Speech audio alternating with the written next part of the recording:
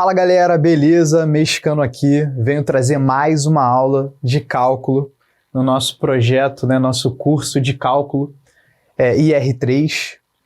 Espero que vocês estejam gostando aí das aulas, esteja sendo bastante esclarecedor para a tua construção aí do teu cálculo, né? E hoje eu vou falar na aula 10 sobre o estudo da primeira e da segunda derivada. Então a gente viu nas aulas anteriores, vou lembrar um pouquinho, refrescar um pouquinho a sua memória, o que é uma derivada, depois vimos a interpretação geométrica da derivada e a derivada das principais funções primitivas que a gente conhece, né?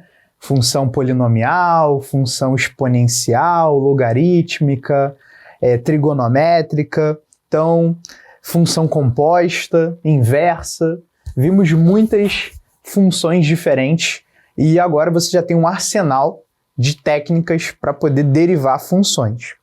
Agora, para que a gente deriva funções, objetivamente falando, né? Para que serve isso tudo? A gente viu que a interpretação geométrica é que a reta tangente à curva num determinado ponto, né, da nossa função num determinado ponto, vai ter um coeficiente angular. E esse coeficiente angular a gente chama de derivada, né? A derivada é a função que representa o coeficiente angular da reta tangente. Legal. Agora, o que isso quer dizer do ponto de vista da função? Né? Como é que eu posso utilizar essa informação para poder fazer previsões, por exemplo, sobre o gráfico dessa função? Vamos lá. Então, vamos começar aqui definindo algumas coisas que vão ser importantes para a gente. Né? Vamos definir o conceito de máximo, mínimo e ponto de inflexão. Legal? Então, antes da gente explicar esse primeiro ponto, eu vou vir aqui para baixo. A gente vai dizer que o que é um máximo de uma função, né? O que é um mínimo de uma função? Vamos lá. Então, a gente diz que um máximo absoluto ou global, né? A gente também pode usar o termo global. Ele seria o valor que está no domínio da nossa função, que a imagem dele, ou seja, f dele, é maior ou igual do que todas as imagens dos outros pontos do domínio. Então seria tipo uma coisa assim, né? Aqui está o gráfico da sua função, então ela tem alguns morrinhos. E aí o que é o máximo local, o máximo absoluto ou global, né? Seria esse ponto aqui. Repara que existem outros picos, né? Existem outros máximos aqui. Só que tem um máximo que ele é o maior de todos os máximos. A gente chama esse cara de máximo absoluto. Então ninguém alcança aquela imagem. Ele vai ser o nosso C. Legal?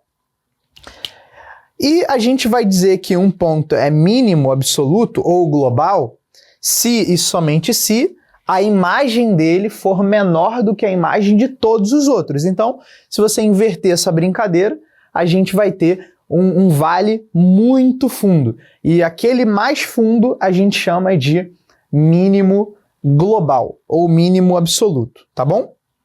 Agora, como vocês viram, existem máximos que são, digamos, locais, né, que são regionais, e eventualmente também vão existir mínimos regionais. E a gente vai chamar isso de máximo relativo ou mínimo relativo. Então, essa linguagem aqui, ela está um pouco formal, eu vou traduzir para você, né? Mas o que significa isso daqui? Existe um epsilon maior do que zero, tal que para todo x pertencente a um b, o que é um b? É um intervalo, né? É um intervalo avaliado no C, só que ele tem os extremos sendo somado e subtraído desse epsilon. Ou seja, você vai pegar aqui o seu C, que é o seu mínimo ou máximo local, nesse caso aqui é máximo, e você vai somar um epsilon. Você vai somar um certo valorzinho positivo. Então você vai vir aqui um pouquinho para a direita, ó, C mais epsilon, e você vai vir um pouquinho para a esquerda, C menos epsilon, certo? Se neste mini intervalo, que eu chamei de B, tá? Se nesse mini intervalo o f de C é o maior de todos, então a gente vai dizer que ele é um máximo local. Agora, se nesse mini intervalo o f de C é o menor de todos, a gente vai dizer que o C é um mínimo local, ou relativo, tá legal? Então essa linguagem está dizendo o quê? Que você, ao invés de pegar o gráfico como um todo, você está pegando um pedacinho, está pegando um intervalo B, né? Que é você pegar o C e somar um epsilon, que em geral é um número bem pequeno, ou tirar o epsilon, que em geral, né, vai ser tirar uma coisa bem pequena. Legal? Então, definido o que é máximo e mínimo, local e global, a gente já pode falar sobre esse teorema aqui, né? E esse teorema aqui ele é bastante esclarecedor para a gente. Então, a gente tem uma função genérica com domínio aqui e contradomínio real. Vamos dizer que ela é derivável, lembra que a gente introduziu esse conceito em aulas anteriores, e I é um intervalo. Toda vez que eu usar uma letra maiúscula, provavelmente vai se referir a um conjunto, tá, pessoal? Mas aqui é um intervalo, né? Um conjunto intervalo. Então, o intervalo que está contido é igual ao domínio, um aberto. Aberto significa que os extremos estão abertos, tá bom? Então, o que a gente pode dizer? Se a primeira derivada da nossa função f for positiva para todo x nesse intervalo, a gente vai dizer que a nossa função é estritamente crescente nesse intervalo, ou seja, ela é crescente. Legal? Por outro lado, se a primeira derivada for negativa em todo o valor desse intervalo, a gente vai dizer que ela é estritamente decrescente. Olha que teorema legal. Mexicano, mas por que isso faz sentido? Vamos pensar um pouquinho? Vou apagar o nosso desenho, então tira a fotinha. Vamos lá. Isso faz sentido por conta da definição, né, da interpretação geométrica da derivada. Vamos pensar um pouco aqui, ó. Imagina que você tem aqui o seu gráfico, né, o gráfico da sua função. Então vamos desenhar aqui o gráfico novamente e tal. O que significa a função ser crescente, pessoal? Por que essa parte aqui está subindo? Porque a reta tangente, ó, neste ponto aqui, ela tem coeficiente angular positivo. É como se a velocidade fosse positiva. Por isso que o gráfico sobe. Agora, olha que curioso. Desse lado aqui, ó, tá descendo, ou seja, a reta tangente, ela já tem um coeficiente angular negativo. Lembra, a derivada significa o coeficiente angular da reta tangente. Se o coeficiente angular é positivo, eu estou crescendo. Se o coeficiente angular é negativo, eu estou diminuindo. Muito simples. Mexicano, mas o que acontece se o coeficiente angular for zero? Excelente pergunta. Se o coeficiente angular for zero, então significa que essa reta tangente vai ser paralela ao eixo x. Em outras palavras, nem cresce nem decresce.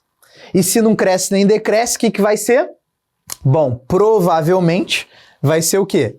Vai ser um máximo ou um mínimo, seja local ou seja global. E também pode ser uma outra coisa também esquisita que a gente vai ver daqui a pouco, tá legal? Bom, maravilha, entendi tudo isso. Agora a gente está pronto para ir para o nosso teorema. Se a primeira derivada nesse ponto C, né, for zero, significa que o coeficiente angular é zero, reta paralela ao eixo x. Se isso for verdade, e a nossa função, ó, de novo, para a gente não ser formal demais de novo, né? A gente já foi uma vez, já foi a nossa cota, né? Mas vamos num desenho entender. Então, se a derivada nesse ponto é zero e eu tô vendo que ao lado desse ponto C, do lado direito a função decresce, ou seja, a derivada aqui, ó, neste intervalo ela é negativa. E do lado esquerdo a função cresce, então a derivada aqui é positiva. O que acontece? Ó, eu estou subindo e depois eu desci. Então aqui tem um máximo local. Subi, depois desci. Então, é como se o gráfico ó, fizesse esse formato assim, ó, de uma curva, né? Da mesma forma que se a primeira derivada for zero, mas nessa vizinhança aqui do C, eu tenho uma derivada do lado direito positiva para todo valor aqui nesse mini intervalo, e aqui uma derivada negativa, então ó, aqui na vizinhança do C eu tô caindo e depois eu tô aumentando, logo o C vai ser o quê? A gente vai estar fazendo uma curva assim, ó. Ou seja, o C é um mínimo local. Eu não posso afirmar se é global ainda, pessoal. Mexicano, como que eu afirmo se é global? Bom, você vai ter que pegar a primeira derivada da função, igualar a zero, e avaliar se não existem outros mínimos locais ou outros, né, máximos locais. Dentre todos os máximos locais, qual é o maior? Ah, o maior é o 10. Então o 10 a gente vai chamar de máximo global. Dentre todos os mínimos locais, qual é o menor?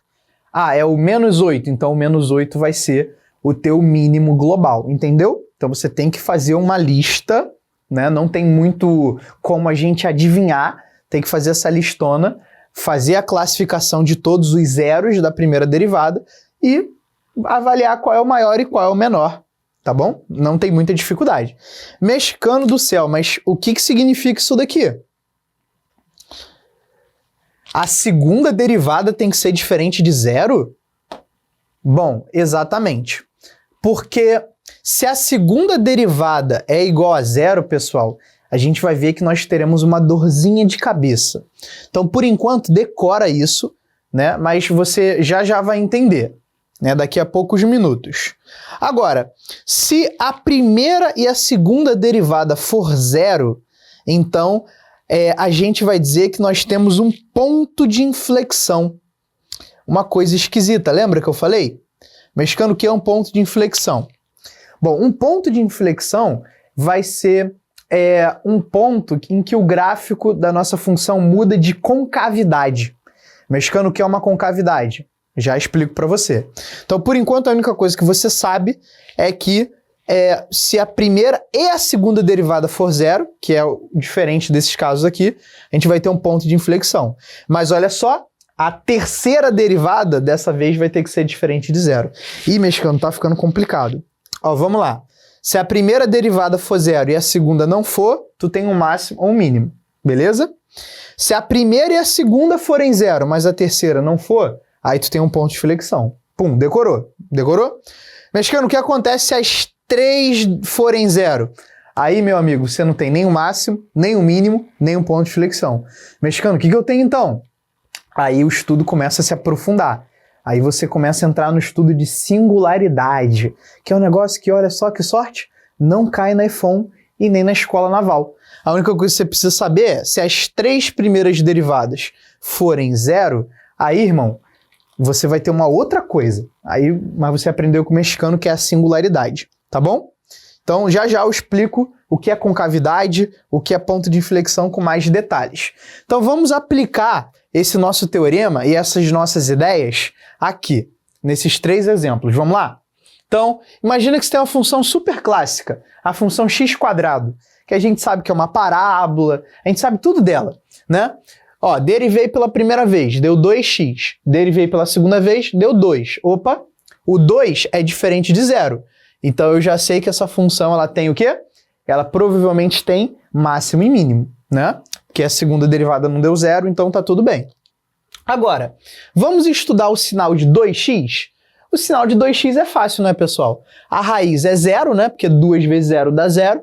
Se o x for maior que 0, é positivo. Se o x for menor que 0, é negativo. Então, ó, desse lado direito aqui do zero, para sempre a função é crescente. Enquanto que do lado esquerdo, ó, a função é decrescente. Logo, o nosso gráfico ele tem este formato aqui, né? Lembra da parábola? Olha só, tá de acordo com o que a gente conhece. Então, o zero ele é o quê? Ó? Desce, depois cresce. O zero é um mínimo local. Opa, pera aí, mexicano, mas só tem o zero. Se só tem o zero, então, meu amigo, esse único mínimo tem que ser necessariamente o nosso mínimo global, né? Afinal, só tem ele, né? Então ele passa a ser promovido a global, certo? Agora, e se minha função for menos x² mais 2x? Bom, vamos lá, derivamos pela primeira vez, menos 2x mais 2.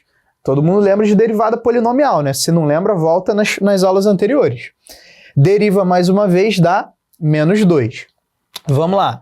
Não deu zero a segunda derivada, estamos bem. O que nós temos agora? Nós temos que avaliar a raiz dessa função aqui, que é 1, né? O sinal dessa função vai ser, se o x for maior do que 1, ela é negativa. Se o x for menor do que 1, ela é positiva. Então, antes do 1, ela cresce. E depois do 1, ela decresce. Então, ela cresce e depois decresce. Logo, ela faz que formato? Esse formato aqui, ó. Cresce e depois decresce. Legal? Então, nós temos uma função, um ponto, aliás, de máximo local. Como só tem o 1, então vamos promover ele para global, né? Caramba, mexicano. Então, se tiver um só, é global sempre. Exatamente, né? Agora, e se a função não for derivável, pessoal? Ih, mexicano, aí tu me quebra, né? Porque no texto está escrito derivável, né? Pois é, mas a Escola Naval e a EFON vão pegar a exceção. Então, olha aqui que eu vou dar aqui para você a exceção para que você possa anotar aí no seu obituário. Vamos lá. Olha essa função aqui, módulo de x. Módulo de x, a gente sabe que é uma função chatinha, né? Ela envolve algumas dores de cabeça. A gente sabe que o módulo de x dá x quando x é maior ou igual a zero. E dá menos x quando x é menor que zero. Agora, vamos lá. O que acontece se o x for maior ou igual a zero? A primeira derivada de x, dá 1. E o que acontece se o x for menor que zero? A primeira derivada dá menos 1.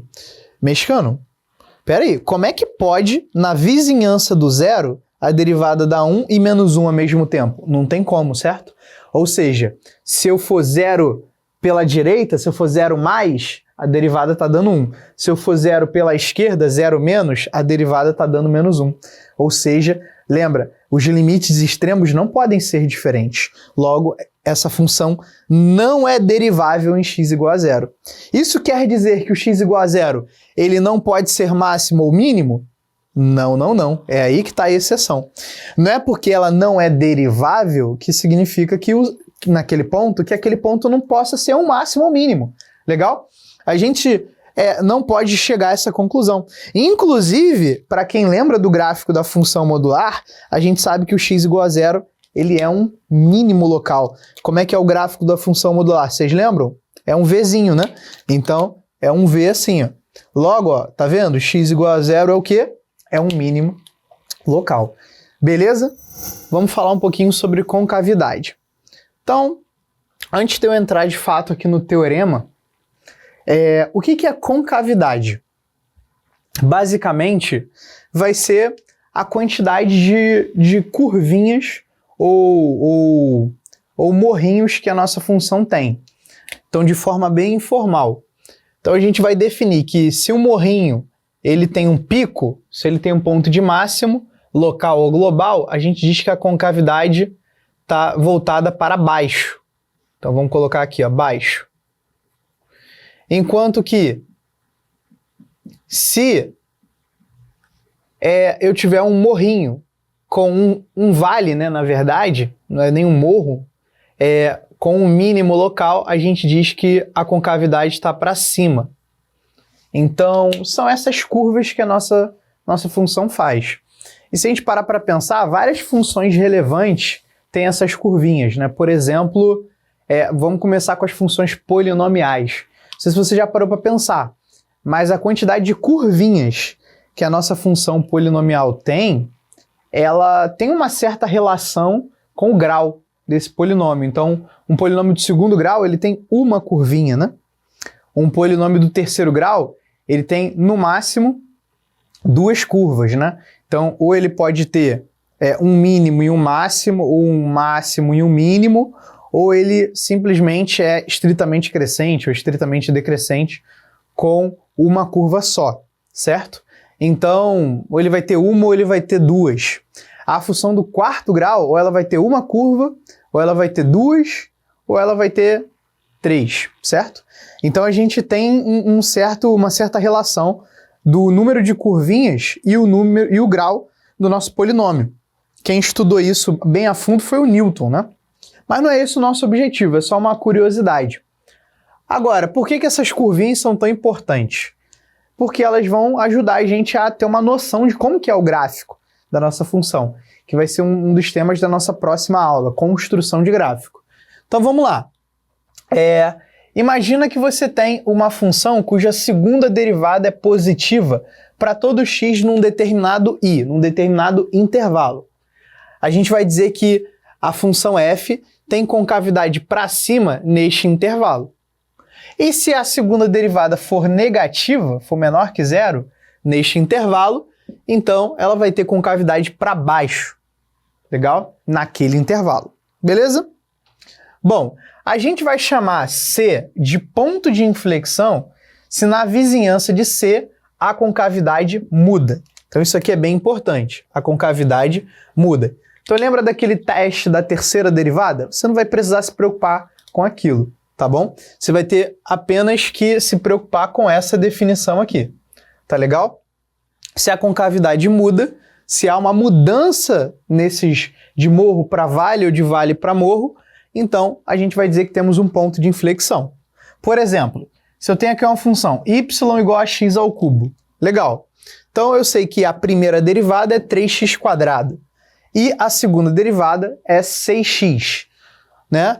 Então, o que a gente vai ter? O estudo da primeira derivada diz pra gente que o x igual a zero, ele não é nem um máximo nem um mínimo. Ele é apenas um ponto que zera a primeira derivada. Por quê? Porque na esquerda do zero a função é positiva, x², e na direita do zero também. Porque x² é sempre maior ou igual a zero, certo? Para um x real. Então, o zero, ele não é um ponto nem de máximo, nem de mínimo. O que ele é, então? Vamos ver, vamos investigar um pouco mais. Se eu pegar, ó, uma função, a função 6x, como é que vai ficar o estudo do sinal dela? De novo, o zero é um ponto que zera essa função. Agora, à direita do zero, se o x for positivo, essa conta é positiva. Então, a nossa concavidade é para cima. E na esquerda do zero, a função é negativa, logo a nossa concavidade é para baixo. O que aconteceu no x igual a zero? Houve uma mudança de concavidade. Se eu tinha um morro e agora eu tenho um vale, né? Nós temos aqui no meio um ponto de inflexão. Então nós podemos chamar o x igual a zero de ponto de inflexão. Ah, então não precisa fazer o teste da terceira derivada? Não, você não precisa. A terceira derivada aqui dá 6 e ela não tem um significado, pelo menos agora, para o gráfico, né? Ela vai ter um significado sim, se você estudar isso mais a fundo, mas é mais aplicações na física, não na matemática, pelo menos diretamente, beleza? Vamos resolver então questão desse assunto. Vamos lá, vamos resolver duas questõezinhas da escola naval. Então, aqui nós temos a função x² vezes z elevado a x, e ele quer saber qual é a abscissa do máximo local dessa função. Vamos lá? Então, primeiro a gente deriva, calcula a primeira derivada fazendo a derivada do produto. Então, vai ficar assim. Coloco o e elevado a x em evidência, vai ficar assim. Mexicano, mas como é que eu vou saber calcular os zeros dessa função? Fica tranquilo. E elevado a x é sempre positivo, é uma função exponencial, lembra? Para todo x real, isso aqui é sempre positivo. Então, você só vai olhar para essa parte polinomial. Olha a vantagem da gente entender bem as funções. Beleza, então, 2x mais x². Como é que funciona o sinal dessa função? Bom, se o x for maior que zero, é positivo. Se tiver entre 0 e menos 2, é negativo. E se for menor que menos 2, é positivo. Estudo de sinal tranquilinho, né? Ou seja, o que o menos 2 é? Ó? Cresce, depois decresce. Um possível máximo, né? E o que o zero é? Decresce, depois cresce. Um possível mínimo. Como assim impossível, mexicano? Não posso cravar? Não, não pode. Você vai chamar de candidato. Tem que fazer o teste da segunda derivada. Então, deriva isso mais uma vez, mais regrinha do produto e nós temos essa função aqui. Agora, o que eu vou fazer? Como eu estou procurando um mínimo local, desculpa, não quero o máximo, eu quero um mínimo local. Então, eu vou calcular o x menos 2 na segunda derivada. Vai ficar e elevado a menos 2 mais 2 vezes, vezes 2 mais 4 vezes menos 2, que dá menos 8, mais menos 2 ao quadrado, que dá 4. Isso aqui não é zero, né? Porque vai ficar 6 menos 8, que vai dar menos 2 sobre e ao quadrado, que com certeza é negativo.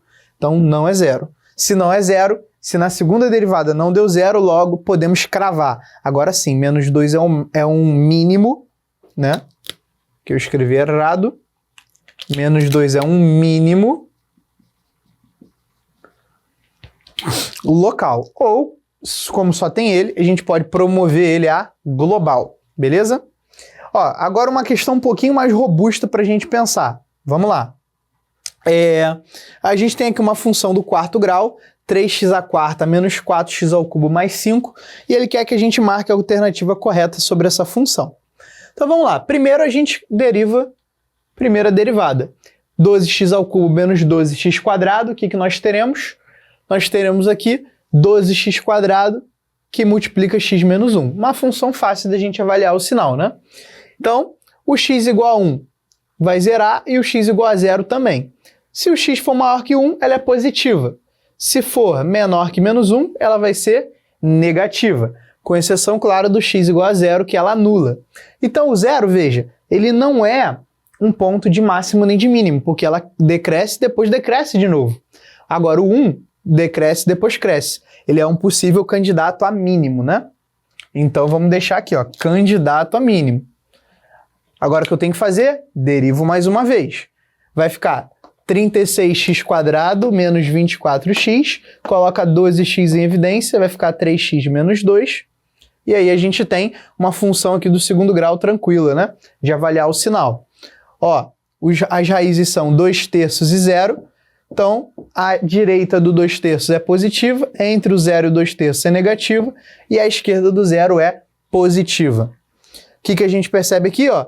Mais, menos, mais. Está acontecendo o quê? Mudanças de concavidade. Quando acontece mudança de concavidade, a gente já pode ter certeza que tanto 0 quanto 2/3 é o quê? É um mínimo, né?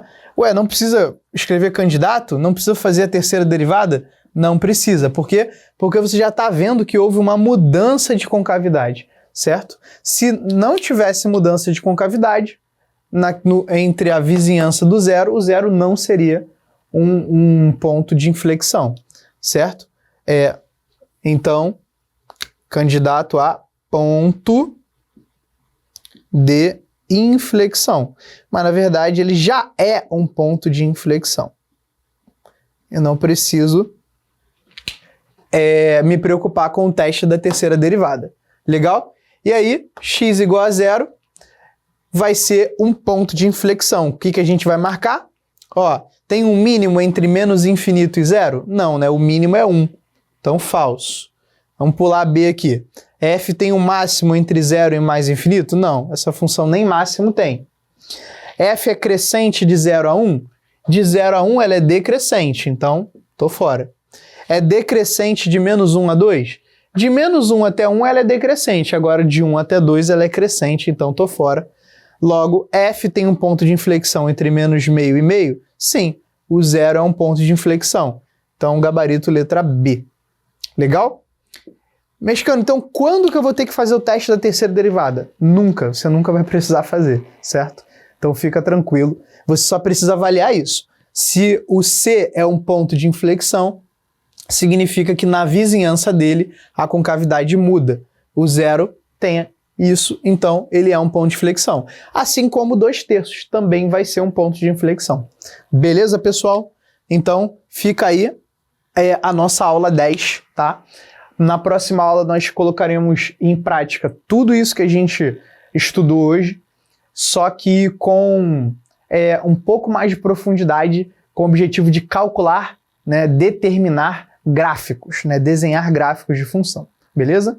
Valeu, pessoal. Até a próxima.